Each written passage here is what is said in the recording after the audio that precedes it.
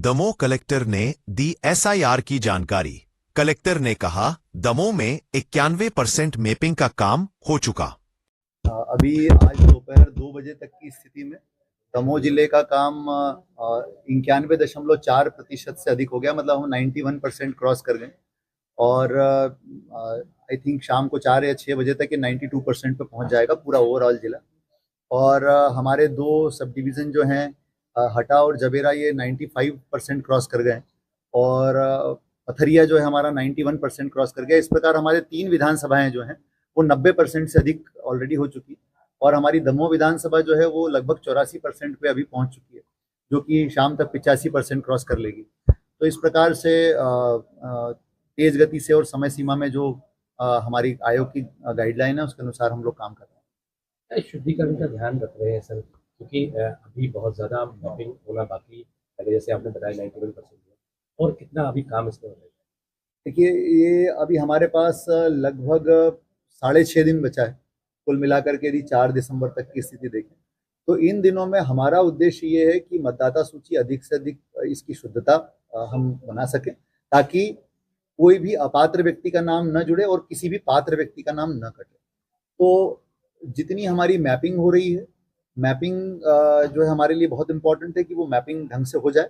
और दूसरी चीज़, जो अनकलेक्टेड हैं या जिसको हम एएसडीआर कहते हैं, एब्सेंट, शिफ्टेड, डेड और रिपीट, ऐसे मतदाताओं की भी हम पूरी जानकारी तैयार कर रहे हैं, जिसका कि प्रकाशन जो है सभी प्रमुख कार्यालयों पर हम लोग 5 से 8 दिसंबर के बीच में करेंगे, जिसके ऊपर लोग अपना दावा आपत्ति पेश कर सकते हैं और जिनकी मैपिंग नहीं होगी उनके लिए नोटिस जारी करने की कार्यवाही की जाएगी और व्यक्ति उसमें 12 दस्तावेजों में से कोई भी एक दस्तावेज अपना प्रस्तुत करके उनको सुनवाई का अवसर दिया जाएगा और फिर उनके बारे में निर्णय लिया जाएगा।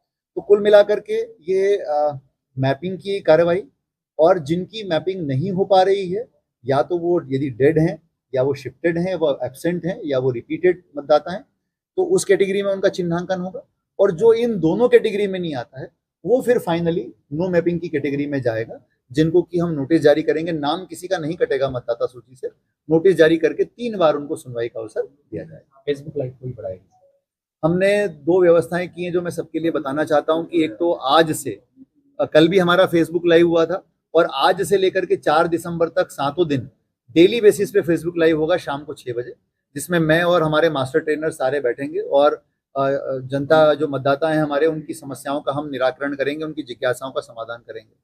दूसरी चीज़, हमने कलेक्ट्रेट में जन सुनवाई कक्ष में एक 10 कंप्यूटर ऑपरेटरों की टीम बिठाई है, जो कि 2003 का डेटा या मतदाता सूची में मतदाताओं का नाम निकालने में मतदाताओं की मदद कर रही है।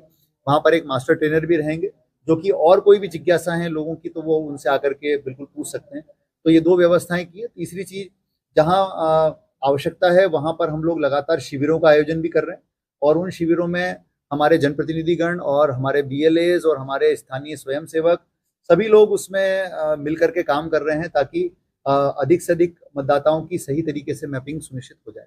अधिकतर मजदूर है जो 4 तारीख तक नहीं पहुंच पा रहे हैं, उनके लिए क्या व्यवस्था या क्या प्रबंध किया जाए? यदि मान लीजिए कोई किसी कारण से बाहर है, तो हम ये व्यवस्था आयोग ने की है कि यदि उनका ईएफ फॉर्म जनरेट हुआ है तो उनके परिजन भी फॉर्म भर सकते हैं और फॉर्म भर करके दे सकते हैं। हमारे लोग पूरा प्रयास कर रहे हैं कि जो बाहर हैं उनसे संपर्क हो जाए और उनके फॉर्म भरवा दिए जाएं। जो लोग ऑनलाइन फॉर्म भर सकते हैं उनके लिए ऑनलाइन फॉर्म भरने की भी व्यवस्था है। हमारे यहाँ अभी तक 400 से अधिक लोगों ने ऑनलाइन फॉर्म भरने की सुविधा का उपयोग किया है।